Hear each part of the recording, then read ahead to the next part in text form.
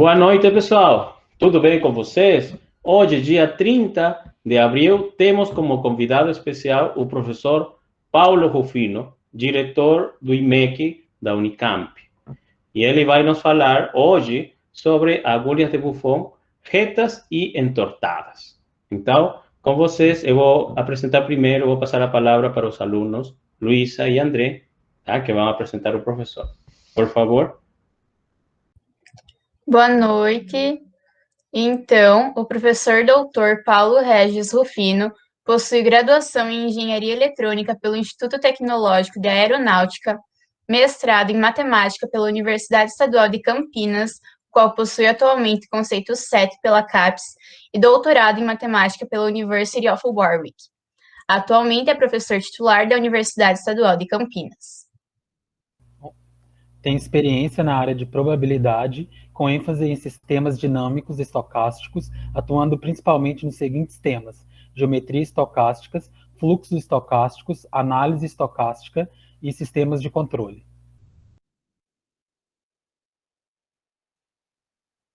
Além disso, atua como diretor do Instituto de Matemática, Estatística e Computação Científica da Unicamp.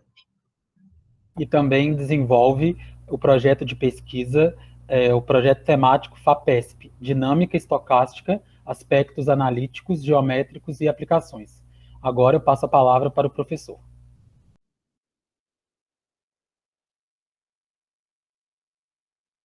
Ok, boa noite, pessoal. Muito obrigado pela introdução tão simpática e calorosa. É um prazer estar aqui no evento de vocês. Quero cumprimentar, agradecer o convite do Ivan e me desculpar que a gente demorou tanto tempo entre o convite e a minha disponibilidade de estar aqui, mas é um prazer estar aqui nesse bate-papo com vocês. E principalmente numa sexta-feira à noite, vocês se disponibilizarem para vir aqui num horário desses, então é sinal de que vocês são guerreiros mesmo, e é dos nossos, né, Ivan? O Ivan foi meu orientado de doutorado aqui em Campinas e é um representante nosso da área, um grande pesquisador da área. E então é uma pena que seja online, quem sabe uma próxima vez tem um presencial. E aí vai ser um prazer também encontrar todos vocês. A intenção também desse bate-papo é fazer apresentar a área de pesquisa, né, como o Ivan, o professor Ivan comentou, e a pós-graduação no IMEC. Então, assim, no final da minha apresentação, eu falo um pouquinho disso. Especialmente o tema que eu trouxe para apresentar para vocês não é exatamente tema de pesquisa, é uma curiosidade de uma matemática, entre aspas, elementar, mas extremamente inteligente. Eu vou mostrar para vocês de uma solução extremamente inteligente, relativamente nova, de 10, 11 anos atrás. E, bom, não vou dar mais spoiler, eu vou direto para a minha apresentação. E, antes de tudo, deixa eu começar aqui a apresentar, e deixa eu escolher a janela.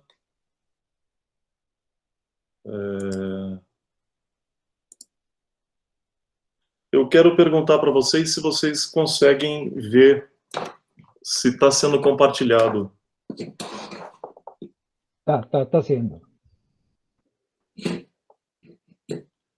Sim, conseguem ver? Consigo, aqui no Peru. Sim. E assim? Também? Também. Tá. Então, antes de tudo, eu quero pedir desculpas do meu mau jeito, como eu disse um pouco antes, no nosso bate-papo informal, ali na sala de espera, antes da gente entrar na sala de conferência, pela qualidade dos slides. Eu usei uma mesa digitalizadora que tem... Bom, vocês vão perceber que estão coisas manuscritas e a letra sai bastante prejudicada, tá? Mas eu conto com a boa intenção de vocês de saber que o conteúdo é mais importante do que a forma com que a gente transmite as ideias, tá bom? Obrigado, pessoal. Bom, eu vou começar, então, como eu disse, uma curiosidade de um problema clássico. Alguns de vocês até já ouviram falar, são agulhas de Buffon, do próximo slide vai dizer quem foi esse senhor de quase 300 anos atrás, 250 mais ou menos. Ele falava de agulhas. Aqui tem uma caricatura. Vocês conseguem ver meu cursor? Sim, prof. Então, aqui tem uma caricatura dele jogando agulhas num campo paralelo de retas que são equidistantes, né? Então, mas que história é essa de agulha e que história é essa ainda de entortar essas agulhas, né? Então, a motivação que eu tive para essa palestra foi lendo esse livro do professor Vladimir Arnold, que eu recomendo para todo mundo. É um livrinho fininho, Mathematical Understanding of Nature. Ele tem 39 ensaios. Eu tenho esse livro aqui.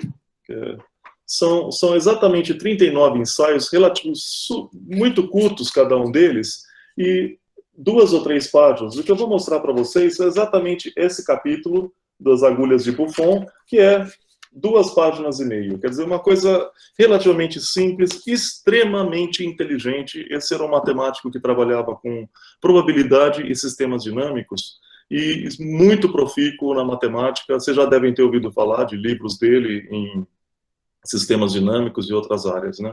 Eu recomendo. Olha aqui, a provocação, já logo na capa, uma bicicleta, e ele está fazendo, um dos capítulos qual é a força que que impulsiona a bicicleta, quer dizer, traduzir do pedal até chegar no pneu, o atrito com o chão, etc. Quer dizer, são provocações e problemas propostos extremamente interessantes, né?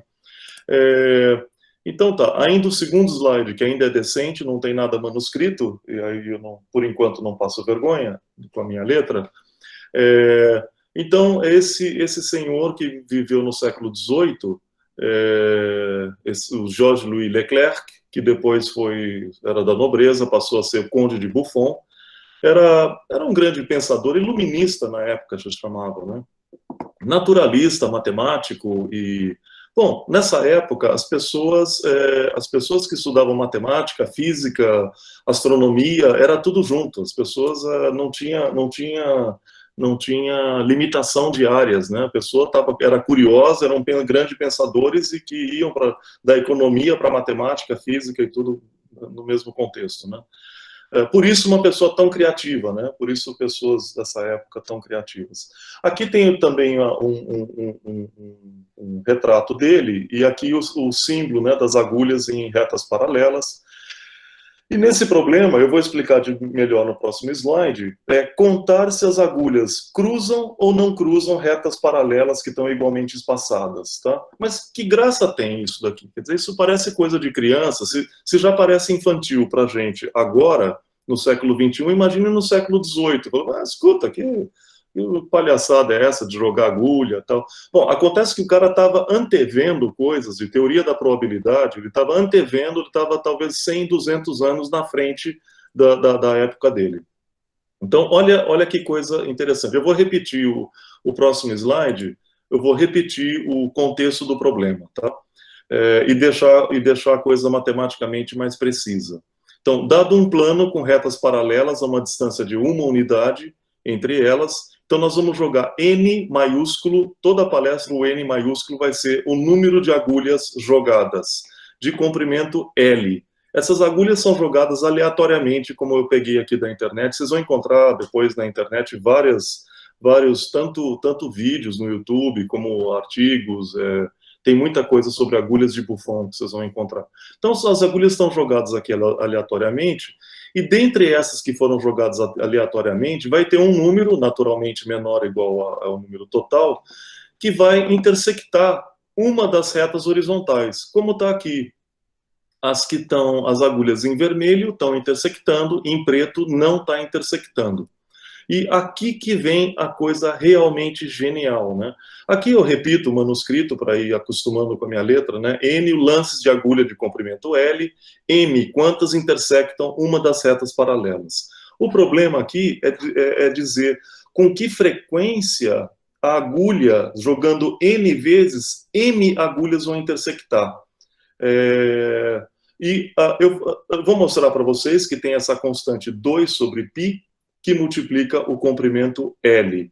Uma coisa que é extremamente... Eu vou repetir umas 3 vezes nessa palestra, que o que está em jogo é que com aleatoriedade, como essa de jogar agulhas, com probabilidade, a gente está conseguindo determinar uma constante que é determinística. Quer dizer, se algum dia, eu estou imaginando assim, loucubrando, algum dia você esquece o valor do π, você faz o seguinte, joga 1 milhão de agulhas, desse 1 milhão, conta quantas intersectaram, divide esse por 1 milhão, e aí você consegue, pega o comprimento da agulha, passa dividindo, etc., você consegue uma aproximação para o número π. Tá? Então, essa ideia é extraordinária, eu vou repetir ela para ter certeza de... Quer dizer, um método probabilístico para uma questão determinística. Isso sim está ligado à minha área de pesquisa. Não aqui agulhas de Buffon, mas outros contextos de funções, aplicações harmônicas, etc. Vamos deixar isso lá para o finalzinho. Então, outra maneira de dizer que o limite de número que intersecta sobre o número total é 2 dividido por π vezes L, é dizer que a probabilidade de uma agulha cruzar a reta é esse número 2 sobre π vezes L. Aqui a gente está identificando probabilidade com frequência, tá? Que é uma maneira interessante da gente chamar. O que é a probabilidade? Algumas interpretações filosóficas, a probabilidade é a frequência com que alguma coisa ocorre. Acontece que isso é um pouco limitado, essa abordagem frequentista é um pouco limitada quando você pergunta qual que é a probabilidade de um planeta chocar com a Terra e explodir, e a Terra explodir. Bom, você tem que ser uma coisa frequentista, você tem que observar, só que na primeira vez que tiver o experimento, você já morreu e não tem mais probabilidade nenhuma. Então tem que ter uma outra interpretação probabilística um pouquinho melhor do que essa, do que a frequentista. De qualquer maneira, vale a pena comentar aqui. O que eu pretendo fazer? Está muito rápido? Tudo bem? Alguma pergunta? O que eu pretendo fazer nos próximos slides é mostrar para vocês uma maneira convencional de tirar essa constante, 2 sobre π, tá? E tirar mais conclusões que vão sair dessa abordagem que eu vou dar. Tudo isso baseado no livro do professor Vladimir Arnold, tá? E, sobretudo, aqui em azul, entortar as agulhas. Eu, que não tenho cabelo, fico de cabelo em pé, falo, como isso? Eu mal entendo a agulha reta, ainda vem o Vladimir Arnold e fala, não, eu vou entortar as agulhas. Bom, mas até onde vai isso, né? Eu fico de cabelo em pé, é esse azulzinho aqui. E pior do que isso, a inteligência do Vladimir Arnold, assim, a perspicácia é de tal maneira que ele transforma essa constante 2 sobre π, ela passa a ser óbvia no contexto que eu vou mostrar para vocês. Tá? É realmente assim de tirar o chapéu e falar, puxa, gigantes pisaram sobre a Terra. Né? O Buffon foi um deles, e Vladimir Arnold é outro que transforma um problema que era difícil numa coisa praticamente trivial. Tá? Vai aparecer nos próximos slides. Vamos lá, antes de tudo, deixa eu mostrar uma maneira tradicional de mostrar essa constante 2 sobre π com agulha reta. Tá? Então, a gente não precisa pegar todas as retas paralelas. Se a gente pegar um par delas e pegar a posição vertical x, tá? Considera x de 0 até 1, e aí todas as retas paralelas estão contidas aqui, módulo 1. Tá certo? Quer dizer, você está representando todas as posições x. Dá para acreditar nisso? Que o x a gente só precisa imaginar que é uma coisa equiprovável cair entre 0 e 1, e todo o restante as outras retas paralelas estariam, deixa eu ver se eu consigo, as outras retas paralelas estariam passando, eu não consigo, não tem espaço aqui, mas as outras retas paralelas estariam por aqui. Dá para entender o que eu quero dizer? Tá sem microfone ou não dá para entender? Sim? Dá para entender. Tá bom, obrigado, Luísa. Tá, então, estamos pegando a classe de equivalência, então, na verdade, o que é relevante é de 0 a 1, porque o x, se ele cair em cima, você traz ele para baixo e e a representação fica bem aqui. O ângulo da agulha, também o ângulo θ, que em princípio o ângulo θ vai ser de 0 a 2π, pode ser a volta toda. Então também é outro fator aleatório. A posição x está uniformemente distribuída, quer dizer, não tem nenhum valor aqui que seja privilegiado. Todos eles são, qualquer valor na reta está valendo. O ângulo de 0 a 2π também uniformemente distribuído nesse intervalo. Se a gente pode imaginar que a agulha tem agulha de costurar, se for agulha de costura, tem um furo na agulha, então você mede esse ângulo. Daqui a pouco eu vou mostrar para vocês que esse ângulo não precisa estar de 0 a 2π. De 0 a π já é suficiente. Quer dizer, o que acontece de 0 a π, depois ela se repete, é simétrico em relação ao que acontece de π até 2π. Mas antes, vamos deixar como está, até vocês até se familiarizarem um pouco melhor. E aqui, bom, peço desculpas pela letra, mais uma vez. Então, a agulha cruza uma das retas, tá? Se x mais L seno θ é esse ladozinho aqui, tá? Então, se x mais L seno θ for maior ou igual a 1, é porque cruzou lá em cima. Mas se x mais L seno θ for abaixo de 0, se o ângulo θ for quase 2π, ela chega e cruza a reta de baixo. Então tem que ser maior ou igual a 1 ou menor ou igual a 0. Tá certo? Vou repetir essa fórmula no próximo slide. E vou repetir essa fórmula e vou colocar isso daqui nessas condições aqui. Menor ou igual a 0, se e somente se x for menor ou igual a menos L seno θ. Ou se x for maior ou igual a 1 menos L seno θ. Vamos representar isso num plano coordenado onde θ é horizontal e x é a altura vertical. Então, θ está indo de 0 a 2π e x indo de 0 a 1. Está fazendo sentido? A hora que a gente atirar uma agulha significa que caiu um ponto aqui aleatório. Aqui, ou ali. E essa distribuição de ponto é absolutamente bem uniformemente distribuída. Não tem nenhuma região preferencial. Tem?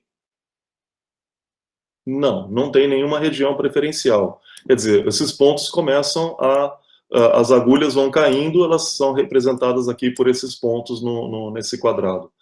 Se esse ponto cair nessa região amarela, em cima dessa linha azul, que é o gráfico de 1 menos L seno θ, é porque cruzou a parte de cima, quer dizer, o x é bem perto de 1, o ângulo é bem perto da vertical, o ângulo é bem perto de π sobre 2, portanto a agulha caiu quase na vertical, então está cruzando a parte de cima. E o outro lado está aqui, se o x for bem perto de 0 e o ângulo for maior do que π, quer dizer, o quase π sobre 2, quer dizer, está apontando para baixo, então ela vai cruzar o 0. Agora, repara o seguinte, que essas duas áreas aqui, elas são absolutamente equivalentes. Então, calcular a probabilidade na metade ou no espaço todo é absolutamente equivalente. Tanto é que vamos fazer isso, vamos cortar essa metade fora, metade de π a π sobre 2. Isso aqui a gente não precisa. E vamos ficar só com esse lado, com o lado esquerdo. Então, a probabilidade de cruzar vai ser a probabilidade, a área que está aqui embaixo dessa curva, dividido pela área total, né? Normalizado. Normalizar quer dizer dividir pela área total, que aqui é π. Muito bem, vamos lá então, vamos continuar, se estiverem entendendo. Então, isso aqui eu já dei o spoiler, a região com 0 a π e com π a 2π são simétricas, então a gente pode considerar o nosso espaço de probabilidade como sendo o 0 a π, cartesiano 0, 1, com probabilidade uniforme e normalizada por 1 sobre π. O spoiler já foi dado, o gráfico já mostrei, então o que a gente tem que calcular é aquela área achurada em amarelo. Eu vou voltar, eu vou calcular essa área em amarelo e vou dividir pela área total, que é π. Então está aqui, a conta é absolutamente trivial. 1 sobre π, integral de 0 a π, 1 menos a função 1 menos L seno θ, etc. L para fora, sobre π, integral de seno, essa integral é igual a 2, e sai 2 sobre π vezes L. Eu chamo a atenção aqui que eu estou com L pequeno, menor ou igual a 1, tá? O gráfico que a gente está pegando é um L relativamente pequeno. Agora, o que acontece se o L cresce? Se o L cresce, pode acontecer coisas interessantes com o L crescendo. E aqui vem uma crítica, né, pro livro do professor Arnold, que ele é conhecido por ser genial na intuição, mas ele é muito ruim no formalismo. Tanto é que tem que ir, você vai lendo o livro dele, tem que ir tampando os buracos do livro, porque não fica muito bem justificado, tem que fazer a conta, tal. E olha aqui que ele fala, tá explícito, tá? A tradução literal dele. Ele fala que se dobrar o comprimento da agulha, dobra a probabilidade. Essa questão de dobrar a probabilidade, isso aqui para probalista, a probalista dá risada disso. Quer dizer que se a agulha tiver comprimento maior que π sobre 2, a probabilidade fica maior do que 1. 1 quer dizer maior que 100%, né? Quer dizer, isso é bobagem. Não é isso que ele quis dizer, tá? Então, o gênio é um gênio para a intuição e depois tem que vir correndo atrás, tampando o buraco com o formalismo. O que ele quis dizer com isso? Ele não quis dizer que a probabilidade dobra. Ele quer dizer que a média é que vai dobrar. A média de cruzamentos é que vai dobrar. Tá? Inclusive vão aparecer cruzamentos duplos. Se a agulha for comprida o suficiente, a agulha cruza 2 vezes. E isso vai aparecer aqui no nosso modelo. Tá? Vamos lá, então. Vamos ver o que acontece. Então, eu coloquei aqui nunca, porque isso não existe, então está aqui a crítica ao jeito que ele escreve, né? Vamos ver o que acontece quando L cresce. Então tá, quando L cresce para diferentes valores de L, então tem aqui o primeiro, o inicial que eu desenhei, entre 0 e π, então essa primeira reta azul. Para L exatamente igual a 1, essa é uma forma senoidal que está exatamente tangenciando aqui e sobe de novo, vai para 0. Repara o seguinte, né, que para um ângulo θ muito pequeno, o ângulo θ igual a 0, um ponto que seja sorteado aqui, por exemplo, nesse cantinho aqui, o ângulo θ quase 0, quer dizer que a agulha está quase na horizontal, então não tem intersecção nenhuma, por maior que seja o valor L. Aqui, quanto mais desce, mais vai aumentando o L, né? Então, mesmo que a gente pegue um L muito grande, com ângulo 0, uma agulha fica gigantesca, fica uma agulha gigantesca, mas na horizontal, não intersecta ninguém, né? Agora, uma agulha que seja maior do que comprimento 1, o que significa um ponto aqui embaixo com um x negativo? Bom, a gente tinha falado que esse modelo é módulo 1, então o ponto que está aqui embaixo corresponde ao mesmo ponto que está aqui em cima, tá? Então, essa barriguinha que está aqui embaixo é uma barriguinha que, na verdade, é uma barriguinha que eu vou fazer aqui em branco, com toda a dificuldade aqui, mas eu consigo. Então, eu passei essa barriga de baixo para cima. E o que está significando essa nova área que aparece aqui? Significa que não só a agulha cruza, como ela tem comprimento suficiente para cruzar 2 vezes. Repara que o x é quase, o x é bem alto, quer dizer, ele caiu bem perto da reta paralela de cima, e o ângulo está bem perto de π sobre 2, ou seja, na vertical, quer dizer, ela é comprida o suficiente para intersectar 2 vezes. Essa análise, a gente pode continuar e fazer um L super, super grande, fazer um L que desce e vai quanto a gente quiser lá para baixo. A dificuldade é só desenhar, porque entender deve ser fácil. Tá dando para entender o que eu quero dizer? Sim? Sim, sim, professor. Então, toda essa região que vem aqui para baixo, a gente traz essa região ali para cima, e isso significa que são regiões que cruzam, portanto, o L é muito comprido, né? Então, quando eu pego um L comprido, esquece essa região anterior, esquece a anterior e considera só... Olha, eu apontando, eu fui apontando na minha tela. É falta de prática, desculpa.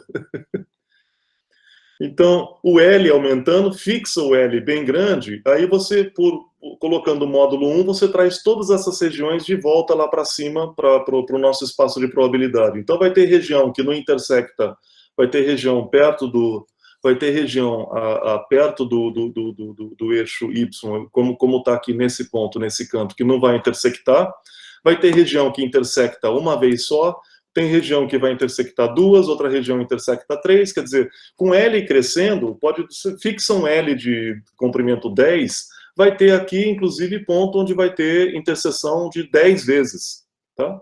Então, nosso espaço de probabilidade fica dividido, fica separado em regiões em que a agulha caindo naquela região, ela intersecta aquele número de vezes. Então, é isso que a gente usa para calcular a média dos cruzamentos. Então, o que o Arnold queria dizer no livro dele é que a média de cruzamentos é que vai dobrar. Então, quem cruzava 7 vezes, 7 em cada 10, vai agora cruzar 14 vezes em cada 10. O que é cruzar 14? É porque tem agulha que está cruzando 2 vezes, ou 3 vezes, e assim por diante, né? E a gente vai aproveitar e vamos embora com essa ideia, porque isso é muito legal. E vamos separar, então, separar essas regiões. Eu estou querendo chegar no que é média de uma variável aleatória, tá? Tem região que cruza uma vez só, com probabilidade de 1 cruzamento. Região que cruza 2 vezes, com probabilidade de 2 cruzamentos, assim por diante. Se a gente somar todas essas regiões aqui, isso daqui é que chama de média, ou valor esperado da variável aleatória. Qual variável aleatória? A variável aleatória M sobre N, que daqui para frente a gente pode começar a chamar de X, ou dar o nome que quiser. É o número de cruzamentos, é a esperança dos cruzamentos, tá? Então, eu tenho aqui um slide que eu não tenho certeza se todo mundo sabe o que é integral de Lebesgue, mas o que a gente está aqui, quem ainda não estudou e for fazer o curso, está aqui um excelente exemplo, tá? O espaço de probabilidade ômega, independente do formato que ele tem uma região que não tem cruzamento nenhum, uma região que tem 1 cruzamento, outra região tem 4, 2, 3, 5 e assim por diante. Essa integral, que é chamada de integral de Lebesgue, é o que chama de valor esperado, valor médio dos cruzamentos. Eu não tenho certeza, muita gente fez teoria de integração, teoria da medida, integral de Lebesgue. Sim? Estou chovendo no molhado. Ivan? Bem, aqui no curso, infelizmente, os alunos não viram ainda a integral de Lebesgue. Ah, tá bom. Bom, bom, não precisa entender isso para entender o resto da palestra, tá? Do resto da ideia. Eu só quis aproveitar, já que estava passando perto, que sirva de motivação quando vocês virem a integral de Lebesgue e falar, opa, isso aí eu já ouvi falar, etc. Mas fica na cabeça com essa ideia de que o que a gente está fazendo, o que aumenta quando aumenta o comprimento da agulha, é que aumenta a frequência com que tem cruzamentos. Isso pode crescer tanto quanto quiser. Se pegar uma agulha de comprimento 100, isso aí vai crescer, isso vai ter muitos crescimentos. Aqui eu vou começar, então, não vou explorar muito mais a questão da média, mas não vou explorar muito mais, mas aqui começa uma das ideias geniais, quer dizer, pouco formal, não tem problema, porque às vezes as pessoas, deve ser isso, as pessoas geniais, elas não dá tempo de escrever, formalizar tudo, então elas soltam a genialidade deles e falam, então, depois vocês se viram aí com a formalidade, né? Aí o Arnold, o professor Vladimir Arnold, falou o seguinte, chegou e falou, olha, se a agulha fosse formada por segmentos de reta, podemos imaginar 2, inicialmente, não precisa colocar 5 igual eu coloquei, eu estou exagerando aqui. Pega 2 agulhas. Que diferença vai fazer em termos de aleatoriedade? Não vai fazer diferença nenhuma. Para o comprimento L1, você põe o ponto A, igual a gente fez da outra vez, tinha o ponto A aqui. E lá, deixa eu ver, a gente estava no slide 5. Então, o ponto A está aqui, então para o comprimento L1, a abordagem é a mesma, então a estrutura probabilística para o L1, para o primeiro segmento, é exatamente o mesmo. Mas esse ponto A não precisava estar aqui. Esse ponto A, eu posso colocar o ponto A em qualquer outro lugar, quer dizer, eu posso dizer que a agulha é feita de outras coisas, que tem outras coisas que vêm até aqui, e eu emendo o ponto A nesse segmento L aqui, de tal maneira que a relação entre x e o ponto A, você simplesmente faz uma translação, tanto em x como em θ. Se você só faz translação em x como em θ, eu vou voltar lá para o slide onde eu estava. Opa! Desculpa. Você só faz uma translação, essa tá a genialidade que ele não explica. Se só tem uma translação de θ e de x, então o que vai acontecer com L2 é exatamente o mesmo que aconteceu com L1. E o mesmo vai acontecer com L3, com L4 e com L5. Portanto, a expectativa, a esperança, o quanto vai ter de cruzamento em relação aos lançamentos totais, vai ser a soma desses comprimentos. Se você quiser fazer uma experiência, considera uma agulha que vai e volta. O L1 exatamente igual ao L2, só que o L2 voltando aqui. Quer dizer, pegar 2 agulhas e colar uma na outra com durex. Cola uma aqui. Tá dando para entender o que eu quero dizer? Então, considera só 2 agulhas, uma vai e outra volta. Tá? E gruda com durex. Quer dizer que cada vez que tem um cruzamento, ele vai contar o cruzamento 2 vezes, porque você dobrou a agulha, como se entre L1 e L2 tivesse um ângulo 0. Tá? Então, você pode soma sim os comprimentos, porque vai dobrar o número de intersecções. Com o mesmo argumento, você coloca L3, L4, L5, tá? Então não importa a posição. A hora que uma agulha com esse formato cair no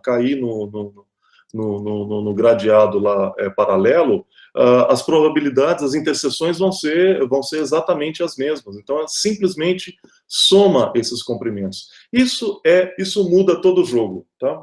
Isso aqui mudou o jogo e a gente tá indo agora em direção ao final do que eu quero passar para vocês, fazendo uma observação que se tiver uma quantidade infinita de segmentos, mas eles vão ficando cada vez menorzinho, pequenininho e tal, então se tiver uma série de comprimentos infinitos, mas essa série convergir, se a série convergir, então a esperança também converge e a gente pode usar esse tratamento, quer dizer, as agulhas podem ser bem esquisitas, podem ter muitas quebras ali. Mais do que quebra, ela pode ser uma curva, vou pegar aqui uma curva que seja uma curva que está no plano R2, então a nossa agulha vai ter o formato dessa curva. Tá? Então a curva aqui é a curva branca, e o comprimento da agulha é, por definição, o limite quando a gente pega uma partição do intervalo 0,1, quer dizer, a gente repica isso daqui, aqui está o T0, o T1, T2, transforma isso em retas, que são segmentos de retas, né? E o comprimento total da curva é exatamente o limite desses comprimentos. É verdade? Tudo bem? Isso, inclusive, vale para um espaço métrico qualquer, nem precisa ser plano, não precisa ser espaço euclidiano, nada disso. Um espaço métrico já tem noção de comprimento de curva, quando o limite existe, né? Quando funciona. Aqui, exemplo, se a curva for diferenciável, então integra a velocidade dela, que a gente consegue obter esse limite através da integral. É o jeito mais simples, o jeito usual que a gente faz nos cursos, né? Então, olha que legal. Se você está somando pedaços retos e pegando o limite desses pedaços retos, então toda agulha com comprimento L, independente do formato da agulha, tem a esperança da esperança dessa variável aleatória que a gente chama que a gente está chamando de interseção, de cruzamento, ou m sobre n, igual a 2 sobre π vezes o comprimento da agulha. Caramba, independente do formato. Quer dizer, aquela história de fazer a conta para a agulha sendo reta, sendo um segmento de reta, o Vladimir Arnold falou, não precisa de nada disso. Pega e entorta do jeito que você quiser. Se o comprimento preservou, é porque vai ter... Se você enrolar e fizer um rolinho, assim, bem espiralado, assim, e você jogar aquilo lá, vai ser difícil aquele rolinho intersectar. Mas quando intersectar, vai ter todas as voltinhas, vão intersectar várias vezes. Então, Arnold está dizendo, então, faça isso. Né? Não tem problema. Enrola a sua agulha, deixa bem pequenininho. É brilhante essa ideia dele. Uma das ideias brilhantes aqui nesse contexto, tá? A outra ideia brilhante vai vir agora. Aí ele falou o seguinte, quer dizer, então, que se eu posso pegar a agulha do formato que eu quiser, que só depende do comprimento da agulha, olha, isso é genial, que só depende do comprimento da agulha. Então, vamos fazer o seguinte, vamos ver se tem alguma agulha cuja intersecção não depende do ângulo em que ela cai. Tá? Isso a gente chama invariante por θ no espaço de probabilidade. E, mais ainda, que também as intersecções não dependem de x, quer dizer, não depende nem da altura x e nem do ângulo θ com que cai. Bom, será que existe agulhas que vão fazer isso? Que cruzam... Sempre, qualquer posição que a agulha cair, vai ter sempre o mesmo número de interseção. Alguém quer inventar, chutar, quer pensar mais um pouco? Eu acho esse desenho com a interrogação aqui, realmente, olha, é brilhante, porque a gente já sabe a relação, deixa eu voltar aqui um pouquinho, a gente já sabe que o limite, onde está? Que o limite de m sobre n vai ser uma constante, digamos que isso aqui seja uma constante, tá? Uma constante vezes o comprimento. Então, se eu souber que sempre intersecta, então eu sei esse número, m sobre n. Se eu já souber o limite e se eu souber o comprimento, eu consigo saber quem é essa constante. Quer dizer, está fazendo o trabalho contrário, como eu disse, eu estou trivializando a constante 2 sobre π, que eu falei que ia virar óbvia. Não? Lembra que eu comentei? Isso aqui vai virar óbvio. Vai virar óbvio agora, no próximo slide. Só precisamos de uma curva que sempre intersecta o mesmo número de vezes. Bom, ninguém fala nada. Um círculo. Um círculo. Isso. Aí, exatamente. Exatamente. Existe, sim, o círculo invariante. Obrigado. Quem falou? Ivan? Valeu, Ivan. Sim. Fiquei desenhando aqui um monte. Então, o círculo ele intersecta sempre, qualquer posição que ele cai, ele intersecta 2 vezes, assim, um pouco mais para cima 2 vezes, um pouco mais para baixo 2. Então, a gente já sabe o valor de m, o valor de interseção é igual a 2n. Então, a gente já sabe, o limite de m sobre n é igual a 2. O comprimento, bom, eu vou lá, isso aqui está no próximo slide, eu estou dando spoiler dessa conta. O círculo com raio meio tem comprimento 2πr e tal, que tem comprimento π. Então, de um lado, é a conta que a gente fez até agora, que m sobre n, no limite disso, está faltando um limite, desculpa aqui, pelas contas que a gente fez, vai ser igual a uma constante c, tá? Que a gente pode fazer de conta que não sabia, assim como o Arnold faz. Olha, só que esse c é trivial, que é 2 sobre π. Por que é trivial? Bom, põe aqui uma constante c. De um lado é a conta que a gente faz, que a gente fez e sabe que é proporcional ao comprimento. Do outro lado, esse exemplo da curva, do círculo, o exemplo do Ivan, é 2n sobre n, que é igual a 2. Bom, acabou o problema, né? Acabou o problema. O que a gente tem, então, repetindo aqui, o que a gente tem é que essa constante c aqui, bom, não tem nada mais trivial, tinha que ser 2 sobre π, sem nenhum esforço, só usando a inteligência.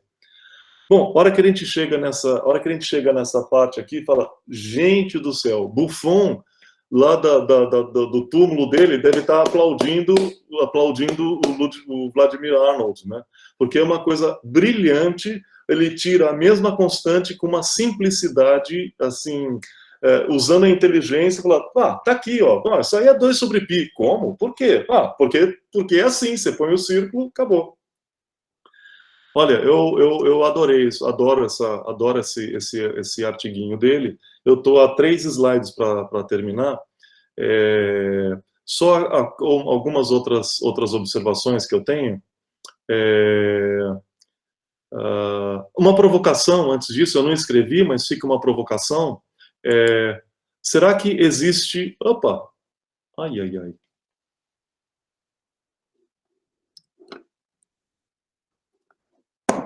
Será que existe outros formatos que tenham só intersecta 3 vezes ao invés de 2? Ou intersecta 4 vezes ao invés de 2? Ivan, tá para você. Essa eu também não sei a resposta, tá? 4 eu consigo, a gente consegue, eu consigo ver o 4. Mas 3 eu não consigo ver.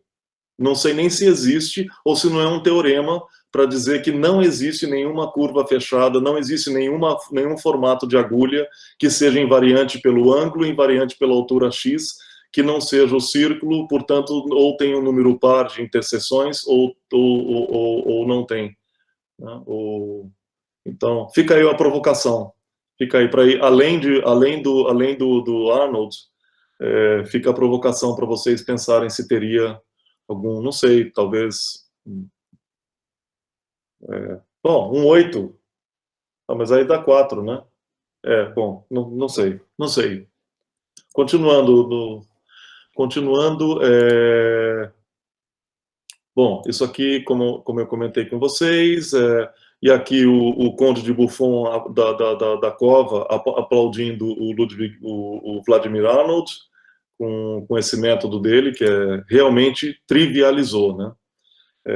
Trivializou a constante de Buffon. Aqui, uma quarta observação, curvas que não funcionam. Não funciona se o comprimento for igual a mais infinito, né? Exemplo de curva que tem comprimento infinito, seno de 1 sobre x, o zero está excluído do domínio. Tá?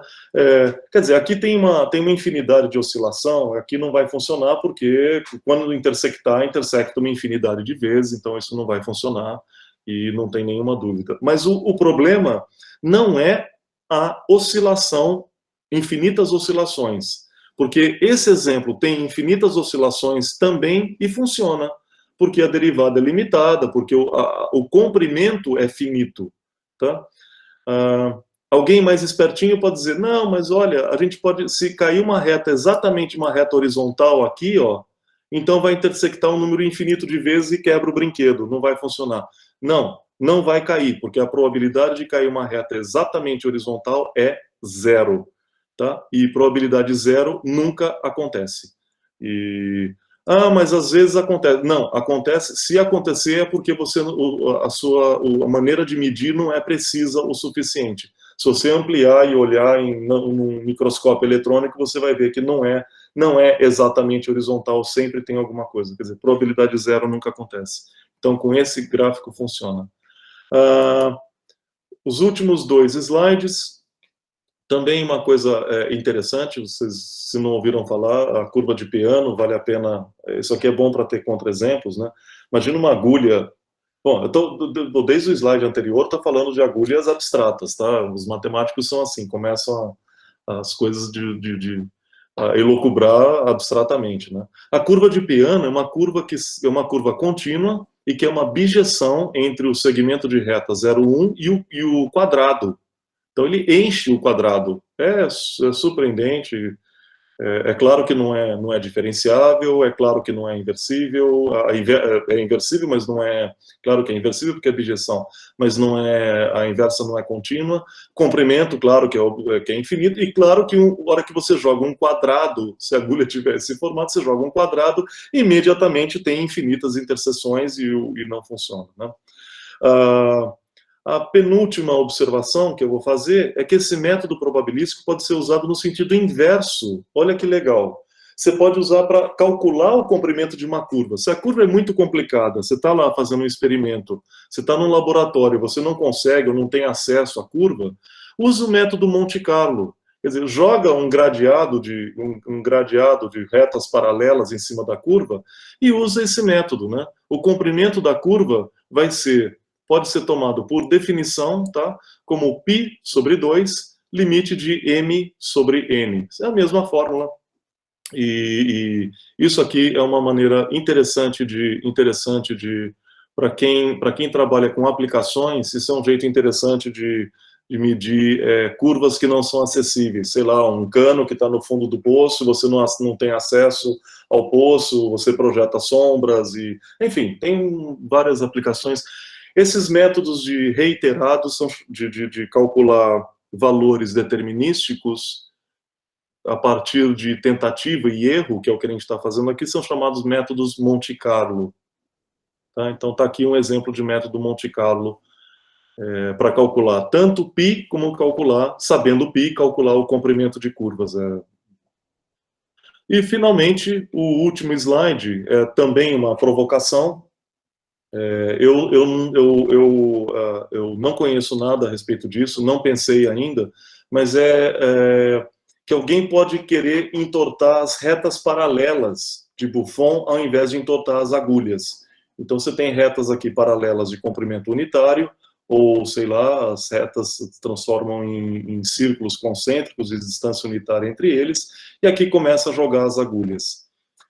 Eu tenho um aluno, o Lorival, aluno meu de doutorado, que tá aqui assistindo com a gente, ele comentou de um colega dele que fez uma dissertação a respeito dessas agulhas de Buffon que teria entortado, então, as retas paralelas. Eu não conheço, não consigo falar mais do que isso para vocês. Só digo que é uma provocação muito interessante, porque agora o espaço de probabilidade, além de depender de x, depender do ângulo θ, vai depender da posição horizontal y. Tá? Mesma coisa aqui. Então, o espaço de probabilidade vai depender de x, altura, y, a variável horizontal, e do ângulo θ. Então, me parece que complica bastante, mas, assim, esse de complicar é uma coisa que é muito relativo na matemática, né? Aparecem esses caras, esses geniais, como Vladimir Arnold, e o que era complicado, de repente, passa a ser simples, assim como um piscar de olho, trivializa tudo, e então eu não sei dizer mais, e deixo aqui só como um comentário e uma provocação, a menos que o Lorival queira fazer algum comentário, talvez no final. Pessoal, isso encerra o que eu tinha preparado para apresentar para vocês. Num certo sentido, eu tinha entendido que era uma palestra de divulgação, mas não exatamente da área de pesquisa. Isso está relacionado com as pesquisas que eu faço, mas ao mesmo tempo eu queria que todo mundo pudesse entender pelo menos um pouco do que eu falei, um pouco do que eu disse. E a minha área de pesquisa tem probabilidade, tá? Então tem essas questões probabilísticas aqui em jogo, tem dinâmica. Quer dizer, são equações diferenciais onde as curvas são aleatórias. Você parte de um ponto determinístico e você tem curvas aleatórias partindo dele. Isso é o que a gente chama de dinâmica estocástica, que é a mesma área do professor Ivan. Então tem um representante aí para vocês perguntarem mais coisas, tal. Eu estou à disposição de vocês. O Ivan pode passar meu e-mail, meu WhatsApp, e eu estou à disposição para tirar dúvida ou para conversar mais sobre isso. Então, desculpa se eu não trouxe mais, mais slides que fossem mais adequados para minha linha de pesquisa. O Ivan pediu para que eu comentasse do movimento browniano. Eu vou sim falar do movimento browniano, e eu vou acrescentar um slide aqui de improviso. O movimento browniano a partir de um determinado ponto, a partir de um ponto no plano, são trajetórias que são contínuas, mas absolutamente não têm direções preferenciais. Elas vão de um lado para o outro, tá? É uma família de curvas sem direção preferencial. É realmente caminhos que são absolutamente aleatórios, tá? Isso aqui é o que chama de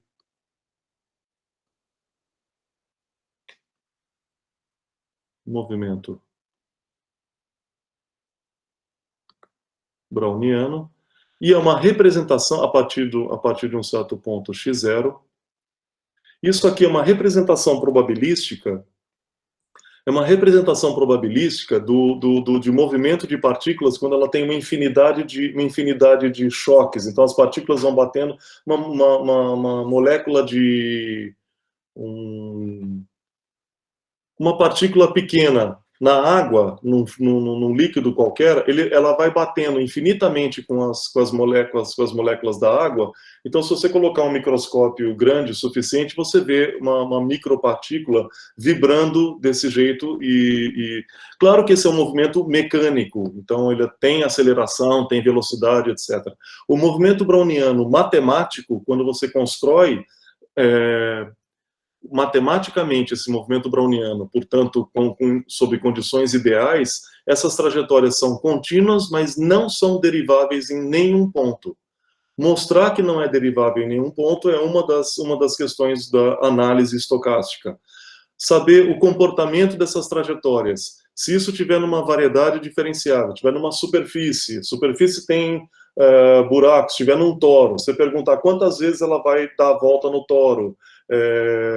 Todas essas são questões ligadas à dinâmica estocástica, essa área de pesquisa do Ivan e minha, que chama a dinâmica estocástica, que é uma mistura de análise estocástica, equação diferencial estocástica, processos estocásticos, martingales e, bom, bastante probabilidade e bastante sistema dinâmico. Bom, precisa de um pouco de geometria, porque se você vai colocar tudo isso num toro, então uma pitada de geometria, um pouquinho de sistema dinâmico e um pouquinho de probabilidade, mistura tudo junto e saem coisas maravilhosas, resultados super interessantes. Se você disparar de dois pontos próximos, será que eles podem se encontrar? Com que probabilidade eles vão se encontrar? Ou eles vão se distanciar infinitamente? Com que probabilidade eles vão se distanciar? Eles se distanciam em velocidade exponencial ou se distanciam com velocidade polinomial? Faz diferença? Faz. Um chama estabilidade, o outro não tem estabilidade. Gente, é uma área magnífica, mas eu acho que seria técnico demais. Eu preferi falar das agulhas de Buffon. Sim, tem outra coisa, outros resultados determinísticos que a gente consegue via análise estocástica, além desse de calcular o número π, né? Estabelecer funções harmônicas, resolver o problema de um determinado problema de função cujo Laplaciano é igual a zero, chamado de problema de Dirichlet em equações diferenciais parciais, com um problema de contorno. O valor da função harmônica é quando você dispara o movimento browniano, esse movimento browniano bate no contorno, você calcula a média ao longo do contorno, a média no contorno vai dar o valor da função harmônica no ponto onde você disparou o movimento browniano. E assim por diante. Eu acho que eu estou sendo rápido demais, mas é uma quantidade de coisa enorme. Talvez pudesse deixar para uma outra palestra, um outro dia E eu fico por aqui, agradeço imensamente a oportunidade, espero que tenha ficado alguma coisa que tenha entendido. Desculpa se eu fui algumas horas devagar demais, outras talvez rápido demais. Então, estou aberto para perguntas e agulhadas. Certo, professor Rufino. Eu gostaria, antes de passar a ronda de perguntas e agulhas entortadas, né? Gostaria que o público, por favor, libere o microfone e faça uma batida de palmas, tá, professor Paulo, pela palestra, tá? E nós estamos muito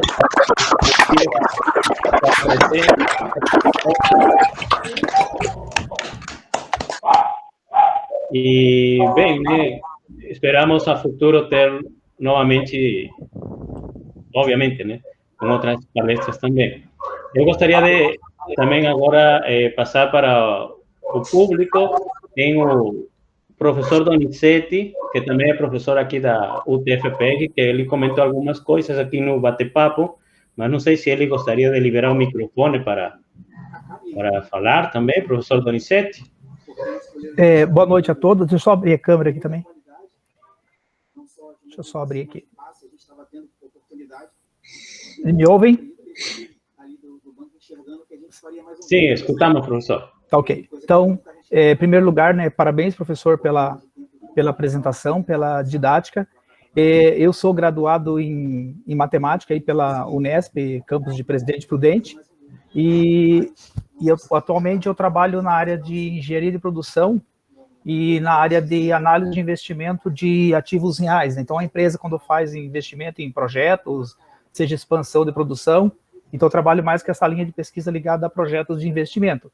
E aí eu utilizo a simulação de Monte Carlo, por exemplo, para avaliar alguns projetos que detêm algumas incertezas, né? A gente utiliza algumas distribuições de probabilidade para alguns parâmetros, seja o fluxo de caixa, quantidade de vendas, então a gente acaba usando aí a simulação de Monte Carlo, e a gente utiliza também um pouco do movimento browniano na parte de uma técnica que a gente chama de teoria das opções reais, que foi lá desenvolvida, acho que em 73, né, pelo Black-Scholes, que conseguiu ganhar um prêmio Nobel de Economia, que era precificação de opções, e depois ele foi sendo utilizado também para precificar também projeto de investimento. Então, assim, eu acabo utilizando na prática essa parte da teoria. Claro que através de implementações computacionais, eu tenho um sistema que a gente tem desenvolvido já há 5 anos, que ele já tem isso implementado, mas não a parte matemática, mas sim a parte já de aplicação na parte de projeto de investimento, né? A gente tem usado isso com pesquisas, nós temos um programa aqui, o programa de pós-graduação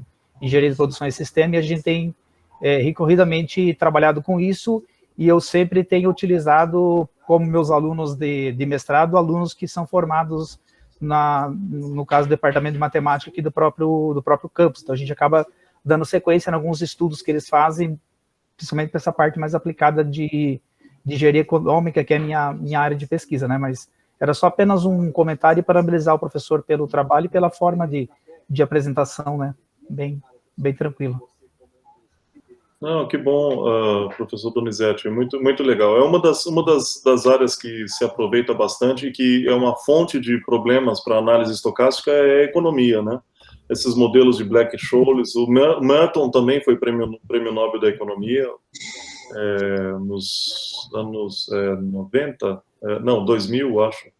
Bom, enfim, tem um monte de gente, e Monte Carlo é muito útil e tem muito o que fazer. O movimento browniano, inclusive o movimento browniano geométrico, né, aquelas equações onde você considera juros e tudo que vai crescendo exponencialmente, que é o preço das coisas, em economia cresce exponencialmente, cresce segundo taxas, né, anuais, mensais ou semanais, tal. E essas soluções, essas equações geram o movimento browniano geométrico, tal. Enfim, é muita coisa, é muito rico e o pessoal, eu sei de pessoas que aplicam bastante. Bom, e é um prazer saber que você também aplica. Fica mais uma referência para eu indicar quando eu souber de alguém que estiver precisando saber mais. Eu mesmo não conheço, mas é bom saber que você trabalha com isso. Para eu indicar, inclusive. Obrigado, professor. Obrigado a você. Então, pessoal, alguém mais gostaria de fazer alguma pergunta? Oi, eu gostaria de fazer uma pergunta para o professor. Sim. Eu queria saber como que a gente pode fazer para ingressar no mestrado, como que é a seleção, e uma dica que você tem para a gente que quer ingressar no mestrado. Ah, sim. Outra coisa que eu tinha dito também no começo que eu falaria, né, do nosso programa de pós-graduação. Nosso programa de pós-graduação é um dos maiores do país em número de alunos, número de bolsas, então, assim, e em qualidade também, nota 7 na CAPES, a nota vai de 1 a 7, né, 7 é a nota máxima. Aliás, não vai de 1 a 7, é de 3 a 7. 1 e 2, se o programa tira nota 1 e 2, ele é fechado, né? E na página do Instituto tem a lista de documentos que tem que enviar, os prazos para enviar, então você manda a inscrição. O projeto de pesquisa em si não é feito de imediato pelo aluno. Então, o primeiro ano, tanto do mestrado quanto para o doutorado, o primeiro ano é para fazer disciplinas básicas. É aquele ano, como disse o professor Coca, é o ano que a pessoa tem para conhecer um pouco de cada coisa, um pouco de álgebra, um pouco de geometria, um pouco de análise. Ele tem que fazer duas disciplinas em cada uma delas, com isso ele fica conhecendo professores, ele tem o tempo para ir conversar com um, com o outro, que área que gosta, fica namorando, não é essa, professor Coca? Fica namorando a área, fala, poxa, fiz um curso de geometria, olha, gostei. Aí no final do primeiro ano, depois do exame de qualificação, ele passando no exame de qualificação, aí que ele vai procurar o orientador, e aí fala, olha, eu já entrei em contato, aí sim ele já tem uma noção melhor, já viu um pouquinho de cada área. Eu acho isso super importante, ver um pouquinho de cada coisa antes de fazer a escolha. Eu fiz meu mestrado foi aqui na Unicamp, e para mim foi muito útil ter feito um pouquinho de cada coisa antes de decidir o que fazer. Depois a gente fica na dúvida e quer fazer tudo, não é, professor Coca? A gente quer fazer tudo, porque é tudo bonito, né? É tudo legal. Eu preciso de 3 reencarnações para estudar tudo que eu quero de matemática. Não dá tempo. Tem tanta coisa, né, professor? Pois para estudar, tanta coisa legal. E, bem... Então, manda essa documentação, não é plano de pesquisa, normalmente é o histórico escolar, carta de recomendação, uma carta de manifestação, olha, eu gosto disso, eu estou pensando nisso, as motivações para fazer o mestrado, uma carta simples, e junto com o histórico escolar, e a comissão de pós-graduação, então, aí faz a seleção dos alunos. Se por acaso achar que tem alguma dúvida em relação ao nível, principalmente em álgebra linear, eles sugerem que façam o curso de verão em janeiro e fevereiro. Fazendo o curso de verão, então dali saem outro grupo de pessoas. Alguns são aceitos direto, outros são aceitos depois do curso de verão. Se saindo bem no curso de verão, fala, não, ele sabe álgebra linear e multilinear, que é disciplina, inclusive, obrigatória para o mestrado. Então, quando se sai bem na disciplina, serve para 2 coisas. Uma, para a entrada do mestrado, e segunda, já é uma disciplina que ficou feita no mestrado. E já entra no mestrado com bolsa, com todo o amparo. Para o doutorado, a entrada não é feita via curso de verão, não precisa de curso de verão, é só o histórico escolar. Não é o caso aqui, né? O caso é para mestrado, né? Mas são todos muito bem-vindos, e eu sugiro que venham conhecer fisicamente. Bom, não agora que está tudo fechado, né? Mas vim para conhecer, para ver, assiste uma aula, entra no curso. Professor, só uma coisa. Você sabe como que tá os cursos de verão para ano que vem? Se por causa da pandemia, se eles estão parados, estão sendo online? Como que está funcionando? André, os cursos desse ano foram feitos online, que terminaram agora em março, né? Para o ano que vem é um pouco cedo para dizer. Eu gostaria que fosse presencial. Todo mundo gostaria que já fosse presencial, mas está um pouco cedo ainda, né?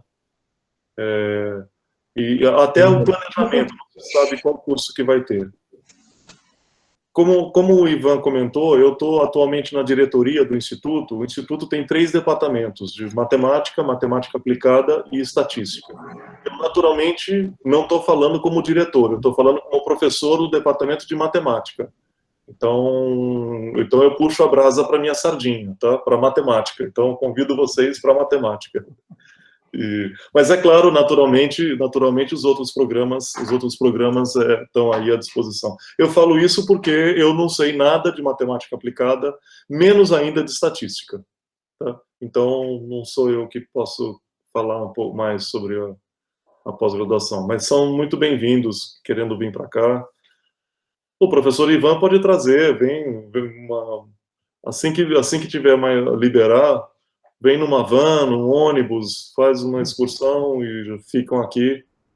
A gente vai em caminhão, né?